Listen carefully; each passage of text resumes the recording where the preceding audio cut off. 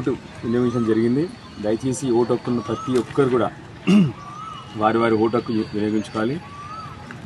తెలంగాణ కోసము, తెలంగాణ పిల్లల కోసము, తెలంగాణ మహిళల కోసము, తెలంగాణ బీడీ కార్మికుల కోసము, తెలంగాణ రైతాంగం కోసము, మొత్తం తెలంగాణ భవిష్యత్తు కోసం, తెలంగాణ కరెంటు కోసం, తెలంగాణ నీళ్ళ కోసం, తెలంగాణలో ప్రతి ఒక్క ఆడబిడ్డ, రైతు, యువకుడు అందరి కోసం కూడా దయచేసి బయటికి వచ్చి మీ ఓటు హక్కును వినియోగించాలని చెప్పి అందరినీ పేరు పేరున కోరుతా ఉన్నాను.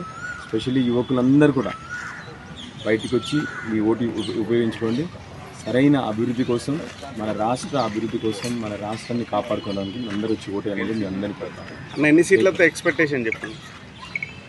ఇవాళ పొద్దున పేపర్లు చూసినట్లు లేదు కానీ మీరు అందరూ దగ్గర 14 సీట్లు బీఆర్ఎస్ పార్టీకి వచ్చే అవకాశాలు ఉన్నాయి.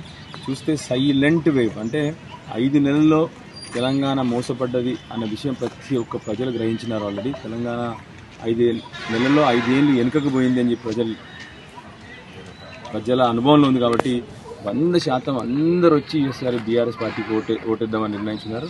సో నాకు తెలిసి 14 సీట్లు తప్పకుండా బీఆర్ఎస్ పార్టీకి రాబోతున్నాయని చెప్పి. కేంద్రంలో ప్రాంతీయ పార్టీలకు ఆధిక్యం రాకుంటే మీరు ఎటు సపోర్ట్ చేసే అవకాశం?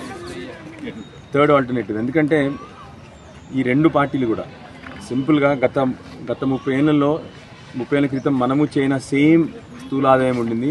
ఇవాళ 30 ఏళ్ళ తర్వాత చైనా మనకంటే 6 రెట్లు పెరిగింది మనకంటే.